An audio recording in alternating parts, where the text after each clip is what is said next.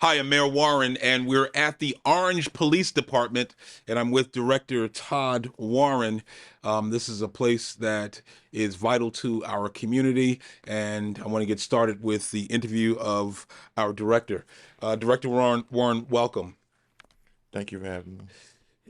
You're a vital part, obviously, of this community, and you have been at the helm for a number of years to be able to give us a good state of the police department as we exist today. How are we doing? We're actually doing very well. The city of Orange Township has experienced significant reductions in violent crime since 2016. And although we can't prevent crimes totally 100%, we're still working on trying to provide the best service to our citizens. And we're doing that in terms of working with uh, law enforcement stakeholders like the federal government, um, county and other municipal departments. So we're partnering with them and doing all types of collaborative investigations and border patrols and things of that nature. So it's helping us. There's always a lot of discussion around crime statistics and then about various categories of crime. Right. Since you've been the director, we've seen a decrease in crime recognized by the federal, recognized by the state, and certainly the county has recognized your efforts. Tell me, give us more analysis into that crime picture, into our reduction and the various categories of crimes as well. Well, most importantly, violent crime has been reduced significantly. Excellent. As a matter of fact, in 2019, we have experienced a 79% reduction in violent crime, which is the largest in over 30 years. Excellent. In 2016, we had 11 homicides, and because of the hard work of the men and women of the Orange Police Department, our number of homicides have been reduced significantly. I forgot which year it was, but we had no homicides. So we're working on that, and we all understand that homicides and they can't be avoided, Right. and 99% of them or 98% of them were approximately like gang related. They were targeted hits. Okay. And that's something that you can't really avoid because if you're in a certain lifestyle, this is the expectation, and that's what has transpired. But we are working with community stakeholders to build relationships.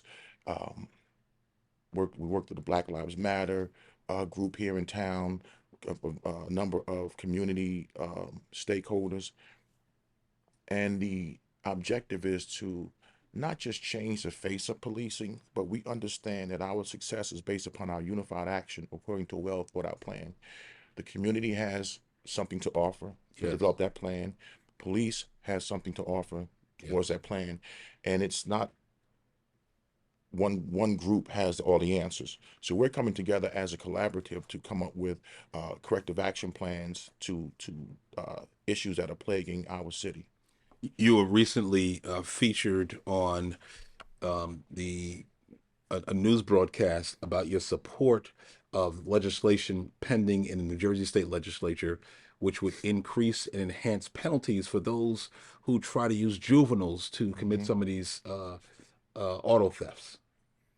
Well, because of the hard work of Senator Cody, um, he has worked with his Senate colleagues to come up with legislation to address this issue. I think it's going to be very effective, um, and it really addresses the frustration that is felt by law enforcement because it's a revolving door in terms of folks getting locked up and released immediately. Right. And our job is enforcement. So the judiciary, they're responsible for court proceedings and releases and things of that nature. So we're frustrated in law enforcement because we're doing our job effectively. We're locking up people, we're removing certain people from society, and they're being released immediately. And it's frustrating, not just to us, but to the taxpayer. That's The right. taxpayer begins to feel like, well, the police department they're ineffective, and they're inefficient and they're not doing their job, but but they're being released. Correct. Do you have, now I know you've been in law enforcement for some time. Have you been part of the organizing effort regionally to lend your voices to the prosecutor's office and to judges about this release policy? Well, to the prosecutor's office, we have a great rapport with the prosecutor's office. Um, our prosecutor has an open door policy for all law enforcement executives. We converse with him on various subjects. I think the breakdown comes when it's time to address the judiciary, or folks in the assembly. And I think that if we're going to resolve these problems with real legislation, police and the judiciary need to get together. Police and the legislators need to get together and have a conversation. And we should all work together collaboratively to establish uh, bills and laws that are going to address our issues. Some of the things that you've been pretty effective at is getting community groups to trust police and then to work with police and provide information to the police. I want to put up, you developed this tip line Yes, where they're able to call in 24 hours a day. Um, it's anonymous and it's for the public to use. yes. Give us an assessment of how effective that tip line has been and it's an impact on your ability to both fight, investigate, and solve crimes. The tip line, believe it or not, has helped solve a tremendous amount of crimes in the city of Orange. It's an anonymous tip line where you can text your information, you can send information, you can send in pictures, you can call, and that line is monitored by one of our detectives in the street crimes unit or the vice unit 24 hours a day. Like I said, it is anonymous. And I think the best part is if you have a complaint, for example, drug dealing on your corner, you can take a picture, a Wow. snapshot of it, and text it to us. And in that way, we see who the players are. We actually get real time information or a visual of what you're articulating to us. Wow. You've done in terms of those kinds of investigations, there have been press release and reports that you sent out to federal and state agencies regarding your work there.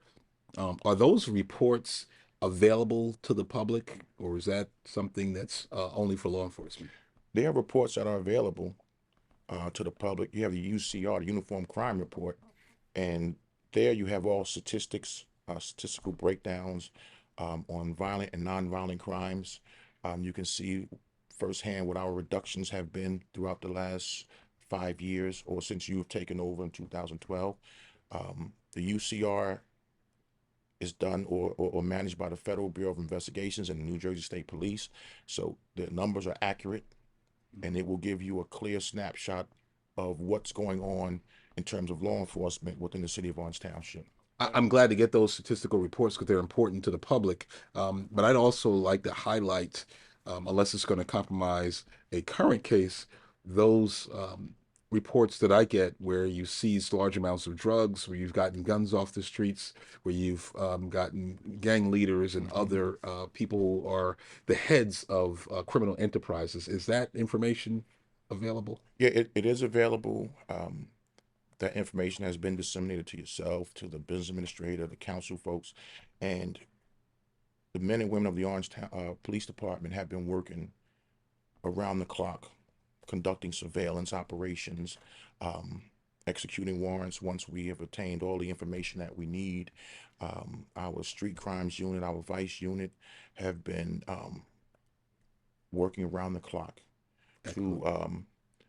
not just provide safety and security, but to remove those folks who are determined to poison our community Right.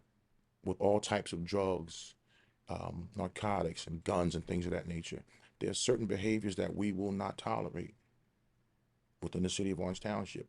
Our taxpayers don't deserve it. Our children don't deserve it. Our seniors don't deserve it. Um, None of us deserve that. That's right. And if you can't follow the rules, if you want to be a deviant, go somewhere else because we're not going to tolerate it. It's not fair. That's our bottom line. I'm going to put up on the screen.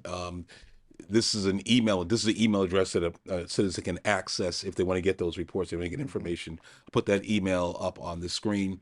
Please access it, familiarize yourself with it, but mostly use that tip line if you have issues, and the police will respond and address the issues. Director, I want to turn to some administrative matters. The police budget. It's a large part of the municipal budget. It is something that you've been trying to whittle down little by little. Tell me about your process in trying to get the budget. You've got it into a manageable position. Tell me how you're trying to get the budget down while still answering to our strong demands for strong law enforcement here in Orange. Well, what we're doing is we've done an assessment of the department, and we found out what services we're lacking in, conducting a SWOT analysis to When you determine. say a SWOT analysis, Right, a SWOT analysis is a managerial or executive level tool that's used to identify an organization's strengths, weaknesses, opportunities, and threats. strengths, Weaknesses, weaknesses, opportunities, opportunity, and threats. and threats, Right. SWOT. So we've done the SWOT analysis, and what were your findings? Our findings were uh, we do need an increase in manpower. As the population increases, our manpower should increase. Um, your administration is doing an excellent job at developing the city, and our number of residents will increase. And as the number of residents increase, the number of police officers should increase so that we can provide a proper service to the citizens. Um, we are looking at overtime, and we are working on cutting overtime as much as possible. But when there's not a shortage, but a reduction in manpower, that's what causes overtime. So we're looking at hiring more police officers to. It would be nice to eradicate the overtime, but We'd like to. with our numbers, yeah, with our numbers, it's kind of difficult, but we're working towards that. You and a number of other municipal leaders have accompanied me to Washington, D.C. To lobby for funding for our police, and we're able to get millions of dollars in grant dollars because of our relationship with the Congress members and talking to others in the Yeah. federal law enforcement area. Tell me how you want to continue in that effort to try to relieve some of the taxpayers and turn it into grant dollar opportunities. Well, we are very thankful for the leadership of Senator Cory Booker, for Congressman Donald Payne, who have been working tirelessly on behalf of the citizens of New Jersey. We have received grants, COPS grants, to hire police officers, and because of those grants, it takes a burden off the taxpayer. So, because we have great leadership in Washington, it's taking the burden off of the taxpayer because of these grants. We have always been in compliance with the grant requirements, and we're just hopeful that Senator Booker and Congressman Payne will continue to, bring those dollars back to the city of Orange. Excellent. The face of policing across the nation is undergoing change, but here in the city of Orange Township, it appears that through recruitment, through education levels, your community interview process, the face of policing is different than it's ever been in a positive way in the history of the city. What do you attribute that to? We have enhanced the hiring process. We have hired more educated, um, ambitious, community-oriented individuals, folks who understand social and emotional intelligence.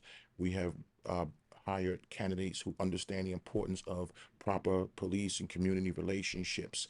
Um, the young people that we've hired have a thirst for knowledge, which is great because they participate in our Fairleigh Dickinson University educational program. Let me just stop you for that second.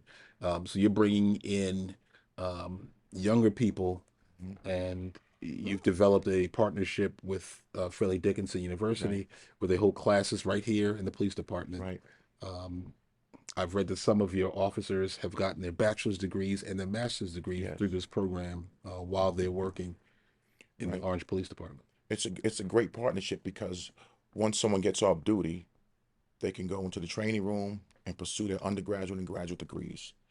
They receive credits for every training certificate they've obtained.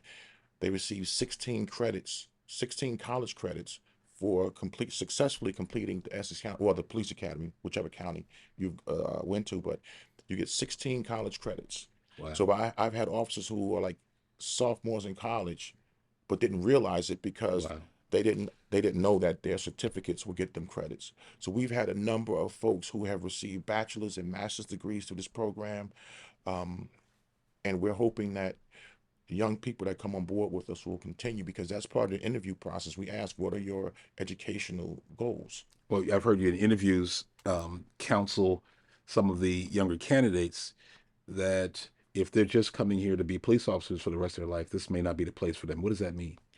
That means that I set high standards for our officers. I don't want any young person to just come to the Orange Police Department and retire as a police officer. I am an advocate for professional, social, emotional, and spiritual growth during your journey, your professional journey in this in law enforcement. It's not only going to be a benefit to the city, because I believe a more educated officer is a more competent and confident police officer, but it also is a benefit to your family. That's right. Your children will see you attending college and getting degrees, and they can attend your graduation and they're inspired and feel like that's the standard within your household. So obtaining education through this program or any other program is going to be a benefit, a multi-benefit, just to your family, to your children, to your community. You know, the young people that you engage while on duty, you can share your educational attainments with them. So it's an inspiration to a number of people. And even in addition to college, I know that you've encouraged technology training. You've encouraged them to be um, instructors in the academy on Mhm. various issues. Any kind of intellectual pursuit you've been encouraging, and you've also tell us about the mentorship program that you've started within the department that goes outside of the department as well for young officers or those who are aspiring to be officers. Each new officer is given a field training officer, FTO, and we have some of the best men and women in this profession has to offer.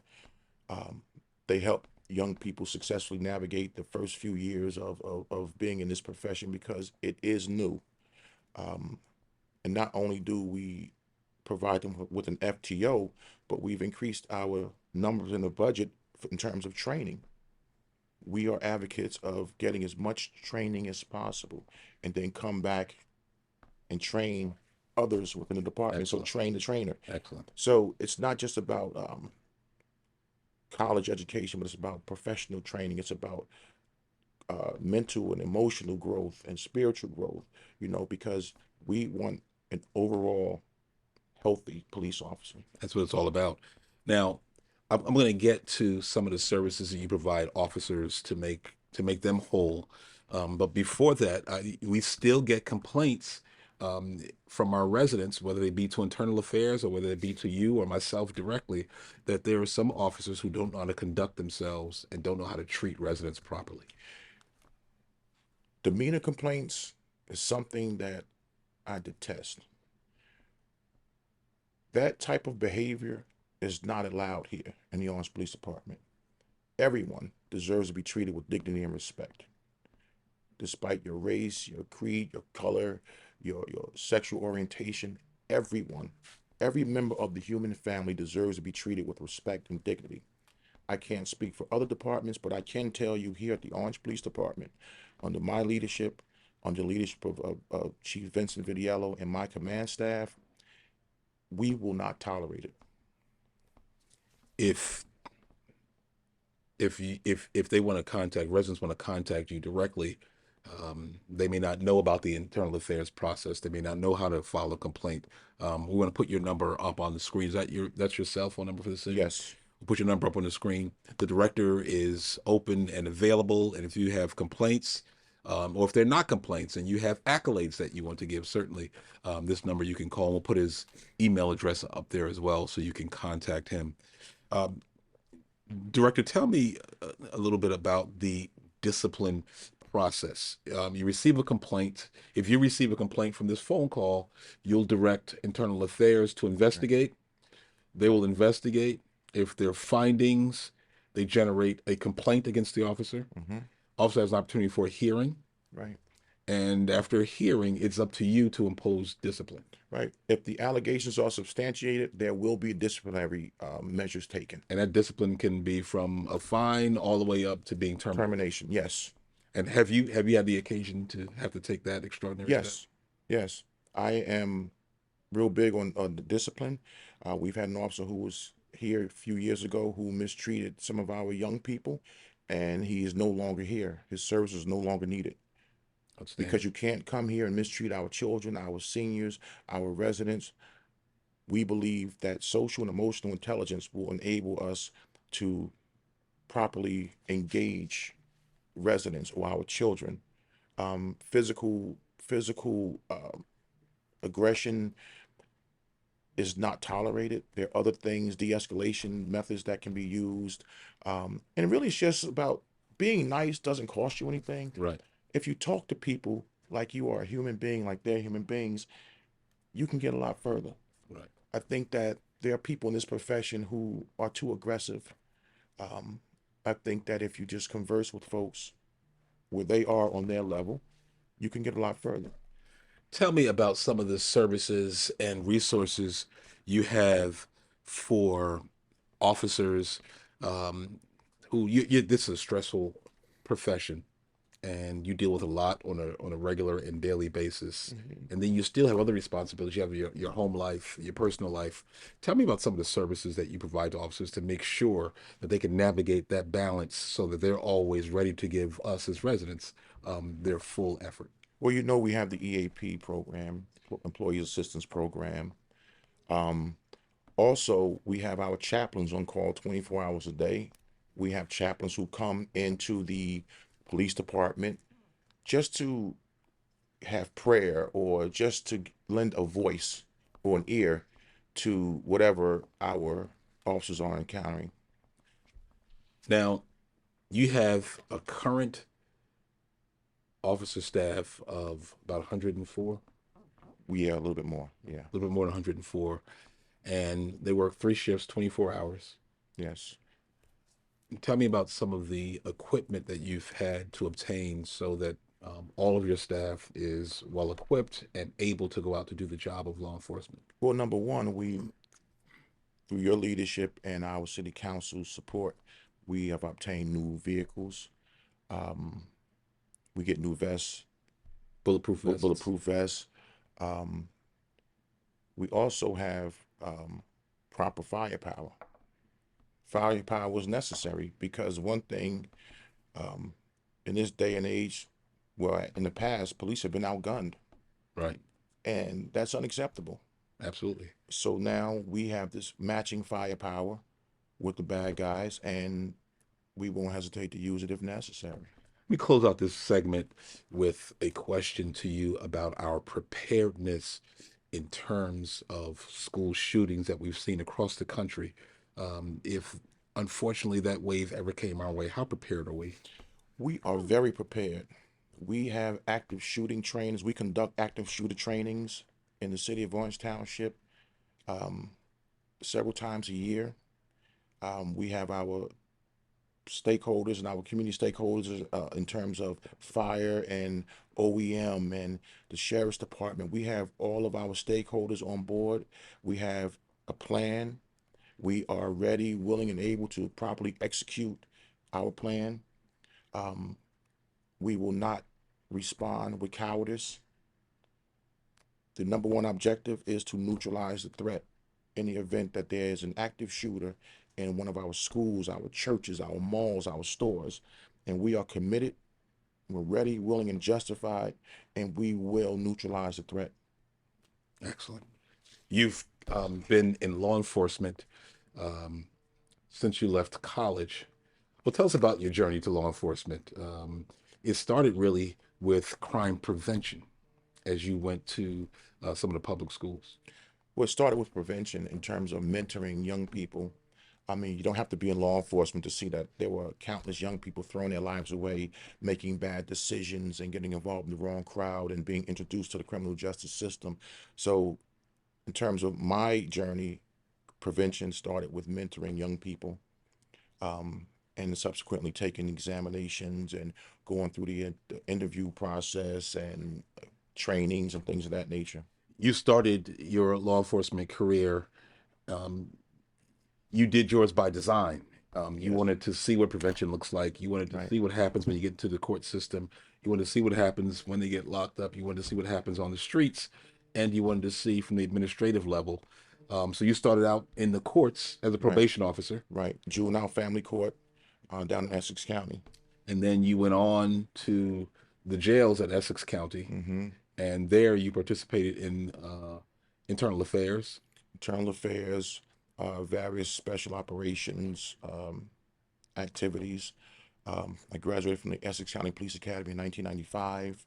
Uh, Successfully completed SRT training, hostage rescue, high risk warrant entry, HIDA, executive protection, all Tell, types tell of us about your specialized. time.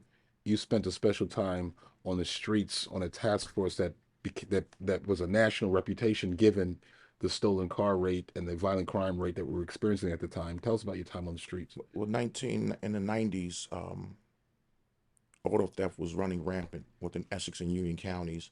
And that included the firearms, that included the Firearms, drugs, that included the violent crimes. violent crimes, stolen cars, drugs, they were all intertwined. And while serving on the Essex Union County Auto Theft Task Force, we were responsible for apprehending those individuals who were participating in these types of crimes. You went on from there into the administrative sector. How did that transfer take place? It took place by obtaining a position of the position of warden at the Essex County Juvenile Detention Center, the largest juvenile detention center in the state of New Jersey, where I served for 2 years as warden and then 1 year as director. What was your budget when you served, I had a $16 million budget, and how many over employees? 400 employees, and my highest count in terms of juveniles was 300 And for a you, building that was constructed for about 150 to 200 kids. wow, you're accountable to the county executive and the Yes, freeholder board. yes. And then finally, tell us, you've had some interactions with federal authorities who are monitoring your facility, your conduct, and the actions. Tell us about that. Well, the Essex County Juvenile Detention Center was under federal consent decree since 1987. Wow. Um, I was in my second year of college when they were put under federal consent decree. The federal monitor came in, the Justice Department came in to monitor and develop a corrective action plan. And under the leadership of Ron Salahuddin, who was responsible for bringing me over to the Juvenile Detention Center, we were able to get off of the federal consent decree in 3 years. Wow. And that came from changes in policies and procedures. It came in the way we dealt with our young people. We Budgetary issues, budgetary issues. administrative We issues. hired sociologists to deal with the emotional trauma of our children. We put all types of anger management components in place, employee assistant programs in place, because not only is it important to monitor our children, but we also have to ensure that our workforce is mentally strong, physically strong. Scholarship athlete to South Carolina State University. You finish your college at the University of Massachusetts, and then on to your master's degree at Fairleigh Dickinson. The wall behind us shows that you have undergone a plethora of training from state, federal, and local agencies in law enforcement. What is your tip to people who want to get into law enforcement today? Young people. My tip to young people that want to get into public safety is to make the right decisions. Watch the crowd you hang around. I tell young people on a regular basis, choose your friends the way you choose your fruit, because countless young people get involved with the wrong crowd, they get in trouble, they have a blemish on their records, and they can't get into certain types of jobs or careers. Right. So I would say prepare yourself, because proper planning prevents poor performance. Prepare yourself mentally and academically by going to school, getting good grades, following the advice of the people that love you. That's right. You know, I would suggest that they get in shape mentally, get in shape physically, and set goals, dream. You didn't have social media on your journey. into the executive ranks of law enforcement? How important is that now for people who are coming through the ranks to pay attention to? Be very careful what you post on social media. During the interview process, we will check your social media page. Wow. You can try to hide it, disguise it, but we will see it. And you will basically be judged on the content of your social media page. Outstanding. Wow. There you have it. This is the Orange Police Department. I'm with Director Todd Warren. Again, you've gotten a lot of information, but most importantly, you have contact information to develop further, to ask further questions. And if there's anything you think I missed as your mayor in getting the information out to you, please let us know. We're going to continue this kind of series because we think information to the public is our most potent weapon in this fight against crime, and our most important asset in terms of building a stronger Orange and moving it forward. I'm Mayor Warren. Thank you for listening.